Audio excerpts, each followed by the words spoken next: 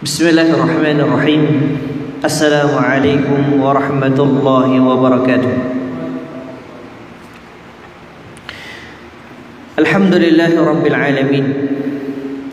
Wassalatu wassalamu ala ashrafil anbiya'i wal mursalin Sayyidina wa maulana Muhammad wa ala alihi wa ashabihi wa man tabi'ahum bi ihsan ila yaumiddin. وسلم تسليما مزيدا أما بعد معاشر المسلمين rahimani wa rahimakumullah jami'an. Kita bersyukur kepada Allah Subhanahu wa taala di mana pada sore hari ini kita dapat melanjutkan pembahasan kita di dalam membahas qawaid al-Qur'aniyah, yaitu kaidah-kaidah kehidupan yang bersumber daripada Al-Qur'anul Karim. Dan ini adalah nikmat yang mulia, nikmat yang agung. Hendaknya kita berusaha untuk menjaga nikmat tersebut dengan kita semangat di dalam menuntut ilmu dan juga kita mempraktekkan ilmu yang telah kita pelajari. Salawat serta salam tak lupa kita haturkan kepada Nabi kita Muhammad sallallahu alaihi wasallam, sosok yang sangat kita muliakan, sosok yang sangat kita cintai, dan semoga kita semuanya dapat bertemu dengan beliau alaihi salatu wassalam dengan kita mendapatkan tempat yang paling dekat dengan beliau sallallahu alaihi wasallam. Ma'asyiral muslimin rahimani wa rahimakumullah jami'an. Pembahasan kita pada sore hari ini yaitu kaidah yang ke-sadisah wa thalathun, kaidah yang ke-36, di mana kaidah ini terdapat di dalam surah At-Taghabun ayat yang ke-16.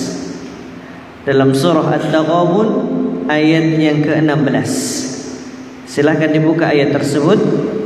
Surah At-Taghabun ayat yang ke-16, yaitu firman Allah Subhanahu wa taala, fattaqullaha mastata'tum, maka bertakwalah kalian kepada Allah Subhanahu wa taala mastata'tum, semampu kalian. Ini ayat insyaallah taala sering kita dengarkan. Tetapi bagaimana cara kita bermuamalah dengan ayat ini yang perlu kita pelajari. Yang menjadi sebuah kesalahan adalah ada orang-orang yang memaknai firman Allah Subhanahu wa taala ini yang akhirnya menjadikan mereka lalai akan perintah-perintah Allah Subhanahu wa taala. Ya. Ketika disuruh untuk sholat berjamaah, subuh, zuhur, asar, maghrib, isya, dia mengatakan, oh ngapain, saya lagi nggak mampu ini. Loh kok gitu? Iya, karena Allah Subhanahu wa taala mengatakan fattaqullaha mastata'tum, bertakwalah kalian kepada Allah semampu kalian. Sekarang ini saya nggak mampu untuk salat berjamaah. Ya boro-boro berjamaah, akhirnya pun salat sendiri pun juga nggak mau. Atau ketika disuruh untuk puasa di bulan Ramadan, dia nggak mau berpuasa dengan dalil fattaqullaha mastata'tum. Puasa Ramadan aja nggak mau, apalagi puasa Senin Kemis atau puasa-puasa sunnah yang lainnya. Maka di sisi yang lainnya terdapat orang-orang yang ghulu di dalam beragama. Akhirnya apa?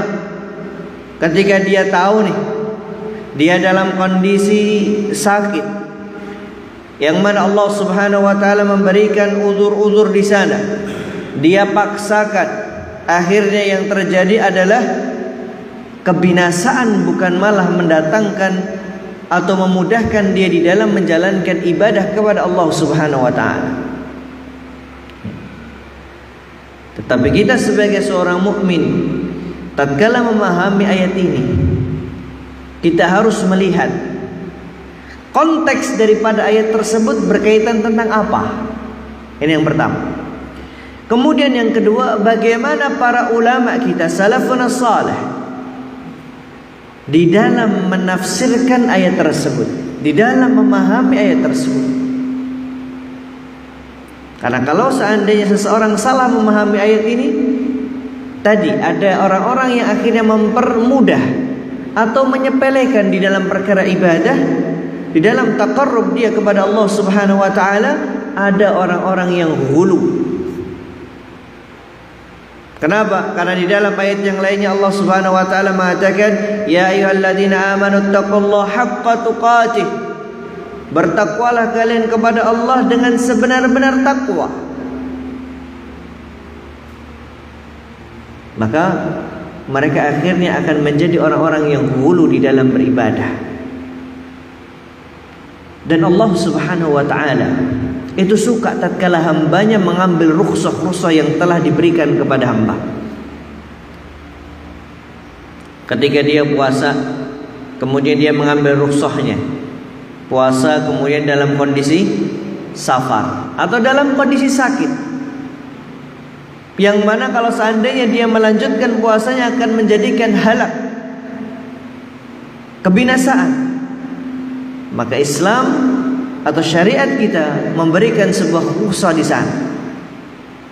Boleh seseorang untuk iftar, berbuka, tentu dengan mengganti puasa yang wajib, puasa yang harusnya dia lakukan di bulan Ramadan, maka kemudian dia lakukan di qadha pada hari-hari yang lainnya di keluar daripada bulan Ramadan. Maka kita sebagai seorang mukmin, tatkala sudah memahami betul ayat ini, kita akan berada di tengah-tengah, tidak ghulu dan juga tidak taksiru fil ibadah, menyepelekan di dalam hal ibadah. Nah, maka di sini sifat adil, yaitu menempatkan sesuatu pada tempatnya. Akhirnya dan dia tidak akan menzalimi dirinya. Sedangkan kita tahu makna zalim adalah menempatkan sesuatu tidak pada tempatnya.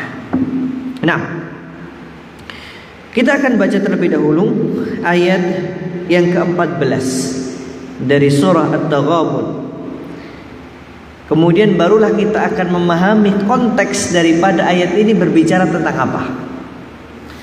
Allah Subhanahu wa taala yaqul, ya ayyuhalladzina amanu inna min azwajikum wa auladikum aduwwan lakum fahdharuhum.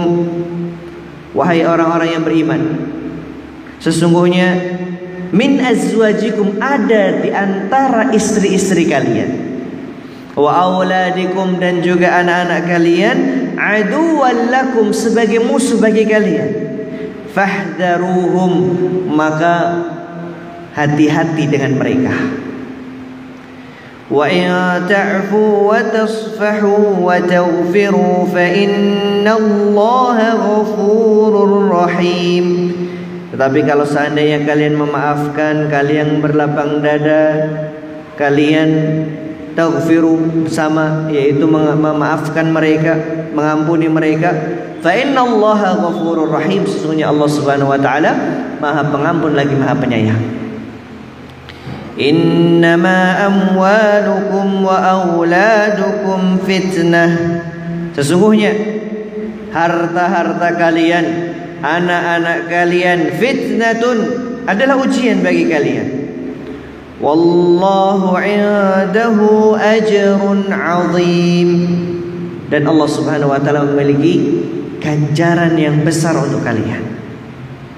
Ahibati fillah rahimani wa rahimakumullahu jami'an. Dua ayat ini berbicara tentang bagaimana kita di dalam mensikapi anak-anak kita, ataupun istri-istri kita, ataupun harta-harta kita. Karena memang ayat ini menunjukkan bahwa anak-anak, kemudian istri, kemudian harta, fitnatun, sebagai ujian bagi kita semuanya. Betapa banyak orang-orang yang mereka akhirnya tidak memperhatikan ibadahnya. Mereka tidak memperhatikan mana yang halal dan mana yang haram, karena sebab mereka mengikuti keinginan daripada istri-istri mereka ataupun anak-anak mereka. Maka di sini dikatakan adu, sebagai musuh bagi kalian. Tatkala apa? Tatkala mereka menjadikan kita lalai daripada Allah Subhanahu wa taala.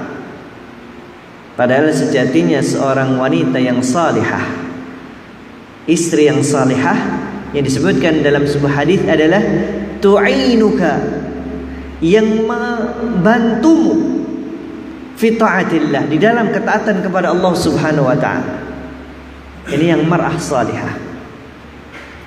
Tetapi kalau ayat ini kita lihat, mereka bisa menjadi musuh bagi kalian tatkala kalian lalai daripada Allah Subhanahu wa taala. Saking sayangnya, cintanya kepada istri atau cintanya kepada anaknya, lupa batasan-batasan yang telah Allah Subhanahu wa taala tentukan di sana. Istri mengatakan, "Bi, iya ma, tuh fulan bisa membeli ini dan itu dan seterusnya." Bukannya sama, kerjaannya sama, kemudian pangkatnya sama. Suami bilang apa? Iya, betul demikian. Tetapi gaji Abi sudah Abi kasihkan semuanya, yaitu gajinya. Masya Allah. Ini suami yang luar biasa, Pak. Langsung memberikan gaji kepada istri semuanya, bahkan sebagai bendahara negaranya, ya. 4 juta kasihkan semua. Akhirnya apa? Ada timbul pertanyaan, loh kok bisa? Ya kalau sebagai seorang mukmin, dia akan mengatakan, ya kita husnudzon saja, kemungkinan dia memiliki kerjaan-kerjaan yang lainnya yang kita nggak tahu. Tetapi kalau orang yang kok ternyata ibadah saja susah, bahkan bukan fitnah lagi, sudah terkenal. Oh ternyata fulan ini ya nyari serpihan-serpihan yang lainnya, ternyata yang nggak dibolehkan oleh syariat. Ada yang dengan cara mendapatkan uang sogokan mungkin, atau mengambil uang yang tidak halal mungkin, ya, atau dengan cara korupsi kecil-kecilan mungkin, dan seterusnya. Kita nggak tahu, tetapi itu sudah ma'ruf. Maka pertanyaan yang paling mendasar, apa yang menjadikan itu semuanya? Bisa jadi karena cinta dia kepada anaknya, cinta dia kepada istrinya, atau cinta karena memang dia memiliki cinta karena hartanya. Dia pengen dipandang sebagai orang yang kaya, memiliki apa saja.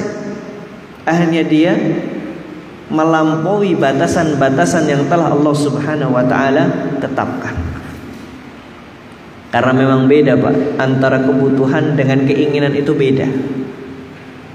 Kebutuhan bisa kita hitung, tapi kalau keinginan nggak bakalan ada habisnya. Ketika sudah punya ini, pengen itu. Ini namanya keinginan. Tapi kebutuhan ketika, oh saya hanya butuh ini, sudah selesai. Tetapi keinginan pasti akan terus ada dan tidak akan ada habisnya. Nah, kemudian maka Allah Subhanahu wa taala memberikan sebuah peringatan, fahdharuhum. Hati-hati. Jangan sampai kemudian kita terlena dengan keluarga kita atau dengan keinginan hawa nafsu yang ada pada diri kita. Innama amwalukum wa auladukum fitnah. Sesungguhnya anak-anak kalian, ya, amwalukum, harta-harta kalian dan anak-anak kalian, fitnatun, sebagai ujian. Orang yang bisa bersabar dengannya, ya, orang yang memahami batasan-batasan yang telah Allah Subhanahu wa taala tetapkan, kemudian dia berusaha untuk menjauhi larangan-larangannya, maka Allah Subhanahu wa taala katakan wallahu indahu ajrun azim. Allah Subhanahu wa taala memiliki pahala yang besar, yaitu berupa surganya Allah Subhanahu wa taala. Nah, kemudian barulah Allah Subhanahu wa taala berfirman di dalam surah At-Taghabun ayat yang ke-16, fattaqullaha mastata'tum, maka bertakwalah kalian kepada Allah mastata'tum, semampu kalian. Wasma'u wa ati'u, dan dengarkanlah dan juga taatilah. Dengarkanlah perintah-perintah Allah Subhanahu wa taala. Wa ati'u, dan juga taatlah kalian. Wa anfiqu khairan li anfusikum, dan infakkanlah, dan hal itu lebih baik untuk diri kalian. Wa may yuqa syuha nafsihi fa ulaika humul muflihun, dan barang siapa yang dibersihkan dirinya dari sifat pelit, fa ulaika humul muflihun, maka mereka adalah orang-orang yang beruntung. Ahibati fillah rahimani wa rahimakumullahu jami'an.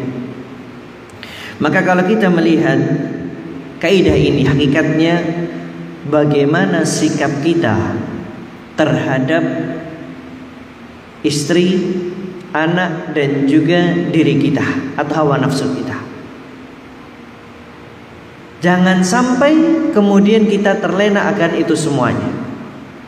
Maka kemudian Allah Subhanahu wa taala mengatakan fattaqullaha mastata'tum, bertakwalah kalian kepada Allah Subhanahu wa taala dengan semampu kalian. Bukan berarti kemudian kita boleh untuk menerjang hal-hal yang Allah Subhanahu wa taala larang.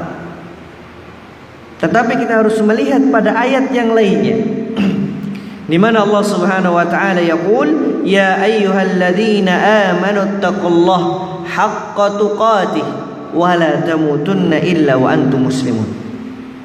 Wahai orang-orang yang beriman, bertakwalah kalian kepada Allah Subhanahu wa taala dengan sebenar-benar takwa, wala tamutunna illa wa antum muslimun, dan janganlah kalian meninggal, mati kecuali kalian dalam kondisi Islam. Artinya apa? Kalau kita menggabungkan dua ayat ini, bahwa ada saatnya seseorang harus melakukan ibadah secara maksimal, dan ada saatnya manusia mereka melakukan ibadah dengan semampu mereka. Ya. Dia sudah berusaha tuh maksimal mungkin, semaksimal mungkin, tetapi hanya itu yang bisa dia lakukan. Artinya apa? Dia tidak bisa datang atau mendatangi sebuah ibadah dengan cara yang paling sempurna, tetapi dia sudah berusaha semaksimal mungkin. Dan terlebih di dalam sebuah hadis dikatakan, yang diriwayatkan oleh Imam Al-Bukhari dari sahabat Abi Hurairah radhiyallahu anhu, Rasulullah sallallahu alaihi wasallam beliau bersabda, "Idza amartukum bi amrin fa'tu minhum mastata'tum."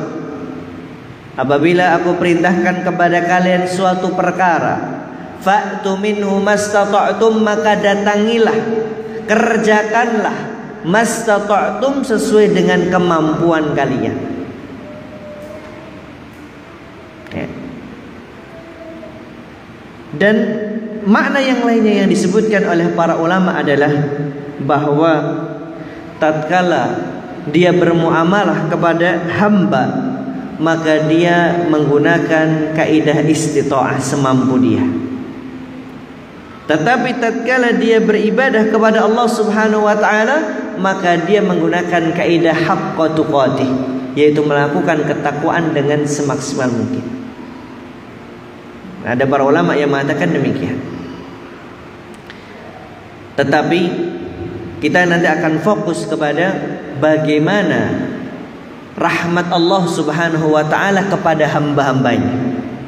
Secara umum bahwa kita mendapatkan sebuah rukhsah yang luar biasa di dalam agama ini. Yang ini menunjukkan bahwa kembali kepada sabda Nabi kita alaihi salatu wassalam, "Idza amartukum bihi amran atau idza amartukum bi amrin fa'tu minhu mastata'tum." Apabila aku perintahkan kepada kalian suatu perkara, maka datangilah dengan semampu kalian. Contoh yang pertama yang disebutkan oleh al-muallif rahimahullahu taala di sini, yaitu di mana Rasul sallallahu alaihi wasallam sedang berkhutbah dan ternyata ada dari kalangan sahabat yang bertanya tentang masalah haji. Ketika Rasul sallallahu alaihi wasallam beliau berkhutbah dan memerintahkan kepada kaum muslimin untuk berhaji. Kita akan baca hadisnya. Riwayat yang mana hadis ini diriwayatkan oleh Imam Muslim di dalam sahihnya dari sahabat Abi Hurairah radhiyallahu anhu qala khatabana Rasul sallallahu alaihi wasallam faqala, bahwa Rasul sallallahu alaihi wasallam sedang memberikan khutbah kepada kami. Ayuhan nas, wahai manusia, qad farradallahu alaikumul hajja fahajju, bahwa Allah Subhanahu wa taala telah mewajibkan kepada kalian haji, maka hendaknya kalian berhaji. Faqala rajulun, maka ada satu di antara para sahabat yang mereka bertanya, "Aqullu amin ya Rasulullah?" Apakah setiap tahun wahai Rasulullah? Karena haji nggak bisa setiap bulan. Haji pasti 1 tahun sekali. Beda dengan umrah, bukan tiap bulan lagi. Mau tiap hari umrah, fadhal, silahkan. Fasakata, kemudian Rasulullah SAW diam sampai orang tadi mengulangi sebanyak 3 kali. Faqala Rasul sallallahu alaihi wasallam, "Lau qultu na'am la wajabat." Kalau seandainya aku mengatakan iya, maka pasti akan diwajibkan setiap tahunnya. Dan ini akan menjadikan kesusahan bagi manusia. Apalagi yang mereka berada di luar Jaziratul Arab, di luar negeri, ya, harus menggunakan kapal dan seterusnya. Maka akan mempersulit kaum muslimin. Kemudian Rasul sallallahu alaihi wasallam berkata, "Walam mastata'tum," dan kalian tidak akan mampu. Tsumma qala daruni ma taraktukum, biarkan apa yang aku perintahkan kepada kalian, aku tinggalkan kepada kalian, ya sudah, laksanakan. Fa inna ma halaka man kana qablukum, sesungguhnya binasa orang-orang yang sebelum kalian. Bikatrati su'alihim, karena suka atau banyak bertanya. Wa ikhtilafihim ala anbiya'ihim, dan karena sebab mereka banyak berselisih dengan nabi-nabi mereka. Fa idza amartukum bi syai'in fa'tu minhu mastata'tum, dan apabila aku perintahkan kepada kalian akan segala sesuatu, fa'tu minhu mastata'tum, maka datangilah dengan kemampuan kalian. Wa idza nahaitukum an syai'in fad'uhu, dan apabila aku melarang kalian akan sesuatu, maka tinggalkanlah. Di sini ada sebuah kaidah yang penting sekali, bahwa Rasulullah sallallahu alaihi wasallam menempatkan kata perintah di dalam menjalankan sesuatu dengan kata al-istita'ah, sesuai dengan kemampuan hamba. Tetapi di dalam melarang segala sesuatu, maka Rasulullah SAW tidak menempatkan istita'ah di sana, tetapi tinggalkan dengan semaksimal mungkin atau semuanya. Tidak dengan kata istita'ah, enggak. Tinggalkanlah khamr ya kalau kalian mampu, enggak. Tapi tinggalkan khamr begitu saja. Maka kemudian jangan dibalik, ya.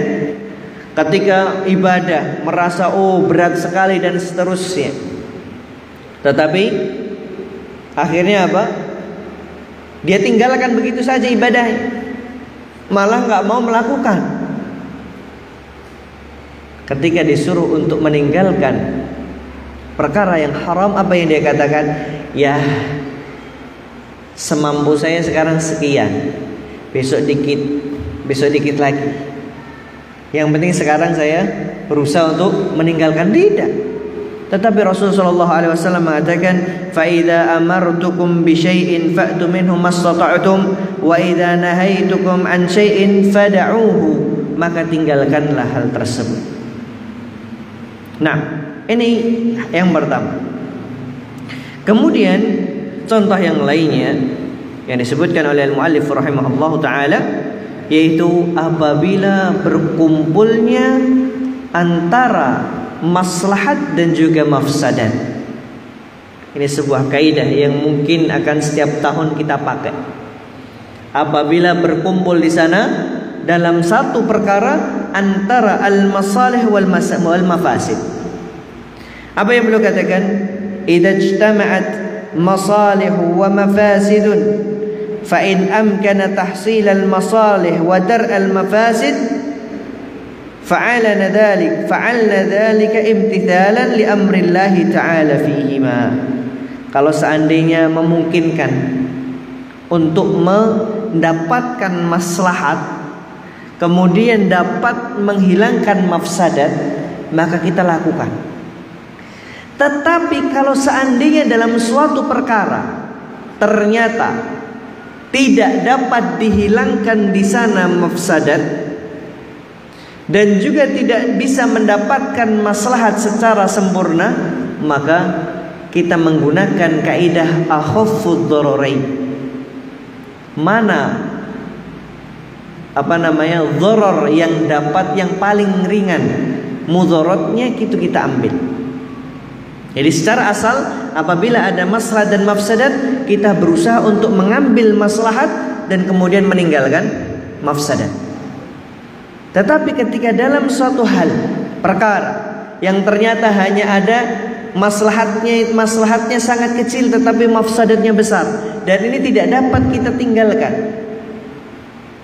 atau mungkin bahkan akan menimbulkan mafsadat yang lainnya, maka kita timbang mana mafsadat yang paling kecil, itulah yang kemudian kita gunakan.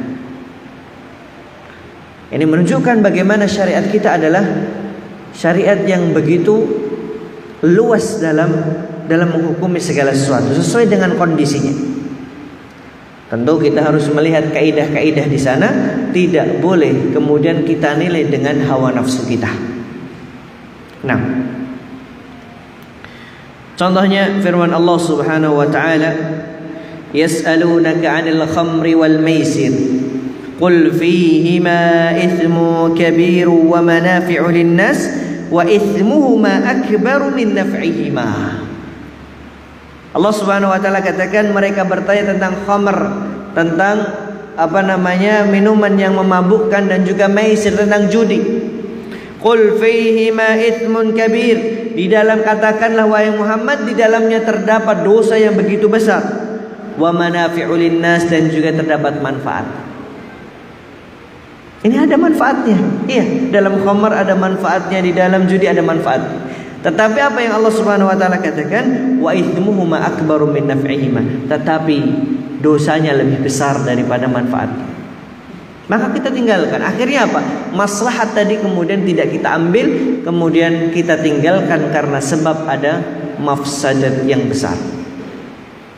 Nah, contoh yang lainnya yaitu tentang kewajiban seorang mukmin ketika dia hendak, kewajiban seorang muslim tatkala dia hendak salat adalah dengan bersesuci. Bahkan ini menjadi syarat sahnya suatu ibadah atau syarat sahnya salat, harus bersesuci. Tetapi ada kondisi di mana seseorang ternyata tidak mendapatkan air. Syariat kita kemudian mempermudah dengan cara apa? Tayammum. Tetapi kalau orang yang tidak mau memahami ayat ini, fattaqullaha mastata'tum, oh ketika enggak tidak dapat air ya sudah, enggak usah ibadah. Kenapa? Fattaqullaha mastata'tum. Karena dia meninggalkan daripada firman Allah Subhanahu wa taala, ya ayyuhalladzina amanu taqullaha haqqa tuqatih. Ya. Allah Subhanahu wa taala berfirman di dalam surah An-Nisa ayat yang ke-43. Qala Allah taala, ya ayyuhalladzina amanu la taqrabus salata wa antum sukara hatta ta'lamu ma taquluna wa la junuban illa 'abiri sabilin hatta taghtasilu wa in kuntum marda aw 'ala safarin aw jaa'a ahadun minkum minal ghaiti aw lamastumun nisa' falam tajidu ma'an fatayammamu sa'idan tayyiban famsahu biwujuhikum wa aydikum innallaha kana 'afuwan ghafura. Di sini Allah Subhanahu wa taala dalam wajhud dilalahnya mengatakan falam tajidu ma fatayammamu. Ketika kalian tidak mendapatkan air maka hendaklah kalian tayammum. Ketika kita tidak mampu untuk menghafal seluruh kaidah seluruh ayat-ayat yang ada, maka kita cukup menghafalkan sebuah kaidah. Bahwa di sana terdapat kaidah ya, al-masyaqqatu tajlibut taysir, bahwa kesukaran al-masyaqqah tajlibut taysir dapat mendatangkan kemudahan. Segala sesuatu yang menjadikan seorang itu masyaqqah, maka dia akan mendapatkan kemudahan. Kemudian terdapat kaidah yang lainnya, kaidah yang umum, kaidah yang besar, yaitu ad-dhararu yuzal, bahwa segala darurat, secara perkara-perkara yang dia itu mengandung bahaya itu dihilangkan. Ini kaidahnya, atau sering kita kenal dengan istilah qawaid fiqhiyahnya. Ya. Maka kalau itu menjadikan seorang bahaya harus dihilangkan. Dengan cara apa? Ad-daruratu tubihul mahdhurat. Dalam hal seseorang ketika mendapatkan bahaya, kalau dia seandainya tidak memakan perkara yang itu bahkan haram, ya secara zatnya itu haram, kemudian tatkala dia tidak mengkonsumsinya maka dia akan mati, maka dia mendapatkan rukhsah, yaitu dengan dia mengkonsumsi hal tersebut. Tetapi harus sesuai dengan kadar yang dibutuhkan, tidak berlebih-lebihan.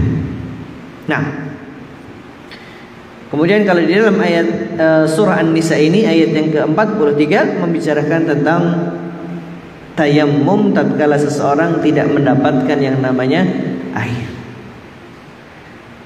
Dan kemudian satu hal yang paling penting yang perlu kita pahami adalah apabila kita memang tidak mendapatkan air kecuali harus dengan membeli, maka membeli air tersebut menjadikan kita wajib.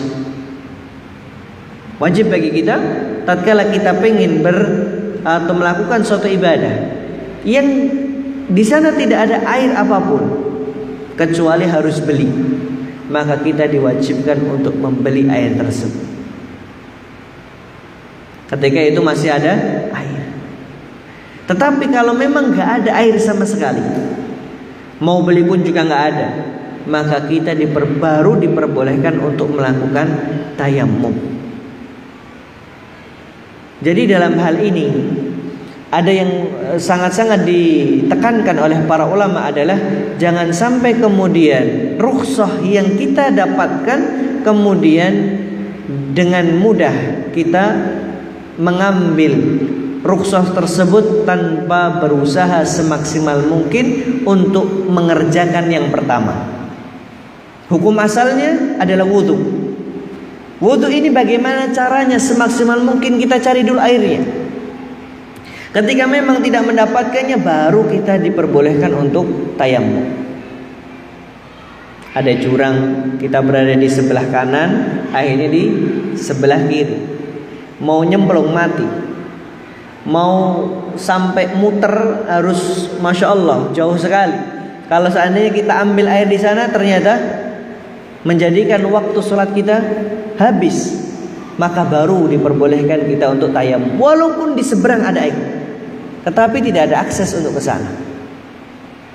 Tetapi tatkala ada akses dan itu harus melangkah jauh, kemudian kita sudah melihat oh ternyata waktunya masih panjang, maka maka wajib bagi kita untuk mencari air tersebut. Jadi di sini jamaah sekalian yang semoga senantiasa dirahmati Allah Subhanahu wa taala, kita tidak boleh kemudian meremehkan rukhsah-rukhsah yang telah kita dapatkan.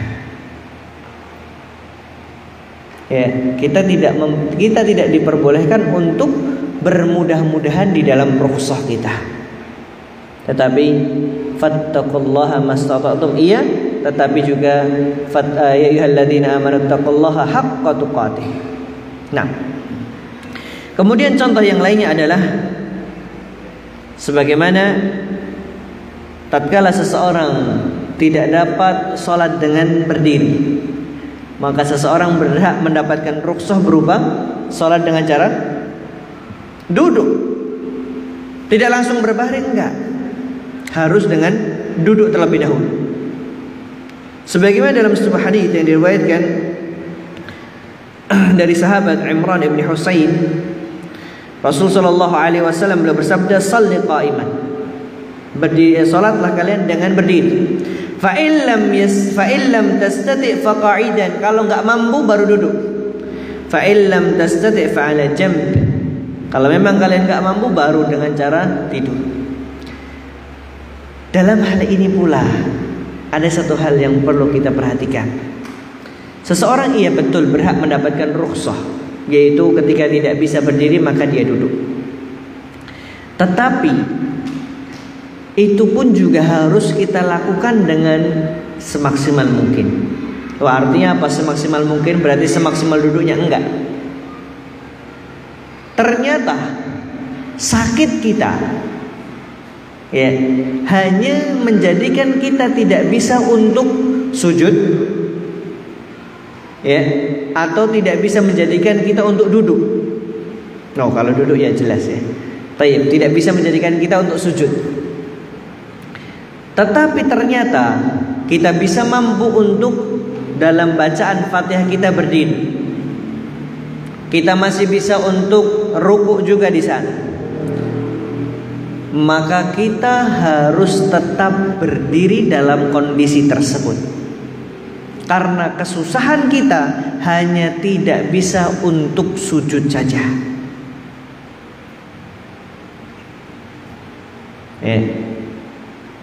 Jadi kalau seseorang ketika dia kakinya sakit, ya, ternyata hanya tidak bisa menjadikan dia untuk sujud, hanya sujud, tetapi dia masih bisa untuk dengan cara berdiri, maka dia tetap harus melakukan berdiri terlebih dahulu. Karena kita lihat ketika mereka orang-orang yang tidak mampu karena sebab ya mungkin keseleo atau mungkin jatuh dan seterusnya, ketika mendapatkan rukhsah ini langsung duduk, padahal dia hakikatnya bisa untuk berdiri. Maka sekali lagi ya ada namanya kaidah yang mengatakan ad-daruratu tuqaddaru biqadariha, bahwa darurat itu harus sesuai dengan kadar yang dia mampu. Nah, jadi di sini harus kita pahami. Mungkin hal ini akan terlihat aneh bagi kita semuanya. Tetapi inilah memang yang disebutkan oleh para ulama di dalam kaidah-kaidah mereka, bahwa tatkala kita mendapatkan rukhsah tidak boleh kemudian kita mempermudah atau mudah-mudahan di dalam rukhsah kita, tetapi kerjakan dengan semaksimal mungkin. Apa yang itu kita bisa mampu lakukan, kita lakukan. Nah, kemudian kita lanjutkan. Seperti yang tadi kita singgung, ketika seorang dalam puasa contohnya puasa yang wajib, kemudian seorang muslim dia harus melakukan safar, maka dia berhak untuk membatalkan puasanya dan kemudian mengganti pada hari-hari yang lainnya. Sebagaimana firman Allah Subhanahu wa taala, "Syahrul Ramadan alladzi unzila fihi al-Qur'an hudan lin-nasi wa bayyinatin minal huda wal furqan, faman syahida minkum asy-syahra falyasum wa ma kana maridan aw 'ala safarin fa'iddatun min ayyamin ukhar yuridullahu bikumul yusra wa la yuridu bikumul 'usra." Nah, jadi di sini Allah Subhanahu wa taala memperbolehkan bagi mereka yang safar, bagi mereka yang sakit, kemudian untuk membatalkan puasanya dan mengganti pada hari-hari yang lainnya. Kemudian juga di dalam perkara haji, bahkan sampai disebutkan di dalam hadis Rasulullah sallallahu alaihi wasallam yang membicarakan tentang arkanu al-Islam. Dan juga diulangi lagi di dalam hadis yang kelima di dalam hadis Arba'in An-Nawawiyah, ya, tentang, bukan hadis yang kelima, hadis yang keempat terkait dengan arkanul Islam. Arkanul Islam, ya, disebutkan di sana wa hajjul bait man istata'ta ilaihi sabila. Man istata'a ilaihi sabila. Dan bahkan di dalam firman Allah Subhanahu wa taala dalam surah Ali Imran ayat yang ke-97, Allah Subhanahu wa taala yaqul walillahi 'alan nasi hajjul bait man istata'a ilaihi sabila. Jadi ketika kita tidak mampu untuk berhaji, maka tidak wajib bagi kita untuk berhaji. Dan ini ibadah yang paling dimudahkan oleh Allah Subhanahu wa taala, karena memang, ya, tidak semuanya memiliki keutamaan yang telah Allah Subhanahu wa taala berikan ini. Membutuhkan banyak hal, tidak hanya sekadar fisik yang kuat, tidak, tetapi harus memiliki harta. Ya. Tetapi kalau seandainya dia punya fisik kuat, tidak punya harta, nggak bisa pergi. Punya harta, nggak punya fisik yang kuat, akhirnya apa? Harus meminta orang lain untuk membadali hajinya, kan gitu. Nah, kemudian yang terakhir, yaitu contoh yang terakhir, walaupun masih banyak sekali contoh-contoh yang lainnya, rukhsah-rukhsah di dalam agama kita, yaitu di dalam perkara amar ma'ruf nahi munkar, di mana Rasulullah sallallahu alaihi wasallam beliau bersabda, "Man ra'a minkum munkaran falyughayyirhu bi yadihi, fa in lam yastati' fa bi lisanihi, fa in lam yastati' fa bi qalbihi." Ada tingkatan-tingkatan di sana. Ketika nggak mampu secara sempurna, maka diturunkan. Ketika tidak mampu, dengan cara nasihat, diturunkan lagi dengan pengingkaran hati. Ini menunjukkan bahwa tatkala seseorang tidak bisa secara sempurna, kemudian tidak ditinggalkan perkara tersebut, tetapi datangilah dengan sesuai kemampuan kalian. Dan kalau kita sudah berbicara kemampuan, satu di antara yang lainnya itu berbeda-beda, tidak bisa dapat kita generalkan, tidak dapat kita, ya, istilahnya pukul rata antara satu orang dengan orang yang lainnya. Naam, wallahu taala a'lamu bis-shawab. Ya, ini yang dapat kita sampaikan pada kesempatan kali ini. Sekali lagi, Allah Subhanahu wa taala berfirman di dalam surah At-Taghabun ayat yang ke-16, fattaqullaha mastata'tum, bertakwalah kalian dengan semampu kalian. Kita seorang muslim tatkala sudah mempelajari maksud daripada ayat ini, maka kita akan berada di pertengahan. Bukan orang-orang yang kemudian menyepelekan ibadah, dan bukan pula orang-orang yang mereka hulu di dalam beribadah, tetapi semuanya sesuai dengan kadar kemampuan masing-masing. Wallahu ta'ala a'lamu bis-shawab. Semoga Allah Subhanahu wa ta'ala memberikan kekuatan kepada kita di dalam beribadah kepadanya, dan membimbing kita, memberikan hidayah kepada kita untuk selalu taat kepada Allah Subhanahu wa ta'ala. Naktafi bihadzal qadar. Nas'alullah Subhanahu wa ta'ala yarzuqna ilman nafi' wal 'amal salih. Allahumma la sahla illa ma ja'altahu sahla wa anta taj'alul hazna idza syi'ta sahla. يا حي يا قيوم برحمتك نستغيث اللهم أصلح شأننا كله ولا تكلنا إلى أنفسنا طرفة عين أبدا يا حي يا قيوم برحمتك نستغيث اللهم أصلح شأننا كله ولا تكلنا إلى أنفسنا طرفة عين أبدا بارك الله فيكم وصلى الله على نبينا محمد وآخر دعوانا أن الحمد لله رب العالمين ثم السلام عليكم ورحمة الله وبركاته.